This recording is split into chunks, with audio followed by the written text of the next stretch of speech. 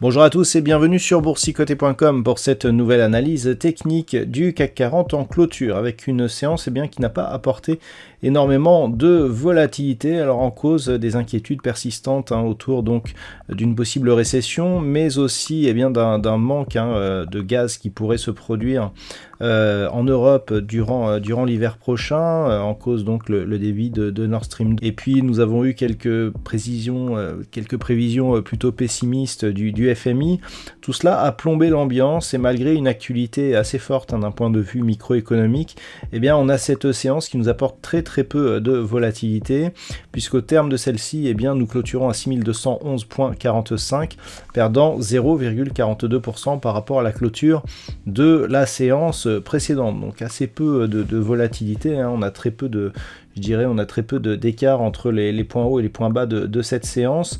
D'un point de vue technique, on s'inscrit dans un retournement de tendance, puisque les histogrammes du MACD commencent à évoluer d'une manière négative. C'est un signal plutôt baissier, alors que le RSI, quant à lui, reste dans sa zone de neutralité. Nous avons des volumes qui sont inférieurs à la moyenne et donc très peu de volatilité. Alors d'un point de vue technique, on reste donc toutefois au-dessus de la zone ici des 6200 points. On attendait un test ici de cette zone de résistance oblique qui définit la tendance moyen terme.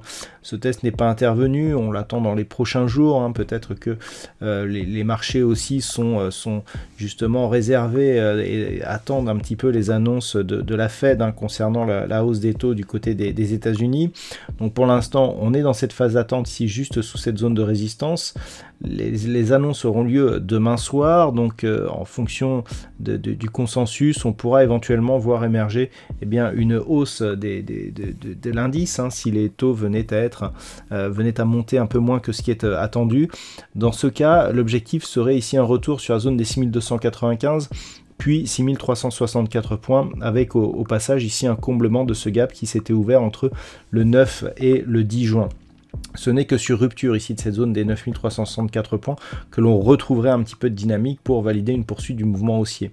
Alors qu'à l'inverse, du côté de la baisse, on a deux zones. Première zone ici, cette zone des 6200 points, donc celle sur laquelle on s'était déjà appuyé aujourd'hui, et puis la zone des 6100 points, puisque cette zone qui était résistance, depuis qu'elle a été franchie, n'a plus été retestée en tant que support.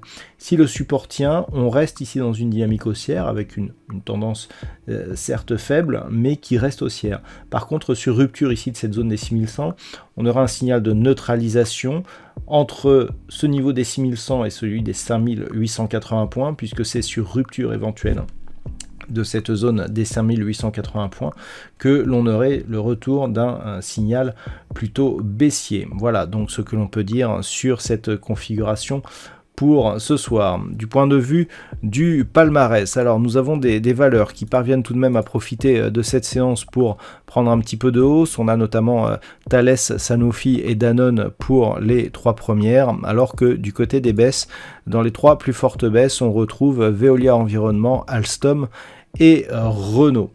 Voilà donc ce que l'on peut dire d'un point de vue technique. D'un point de vue statistique, on retrouve une évolution statistique qui se neutralise avec une petite préférence baissière. Cela avait eu tendance de disparaître avec ici les trois petites bougies haussières que nous avions eues.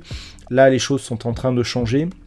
Et peut-être est-ce dû au hasard, puisque les statistiques ne tiennent pas compte des annonces macro telles qu'une possible hausse des taux pour mercredi soir. La séance de jeudi est statistiquement source de baisse assez marquée. Donc il faudra vérifier si ces statistiques sont vérifiées justement sur cette séance ou pas. Voilà donc ce que l'on peut dire sur cette analyse technique du CAC 40 pour ce soir. Je vous souhaite de passer donc une très bonne soirée. On se retrouve dès demain pour d'autres analyses techniques, toujours sur le site boursicoté.com.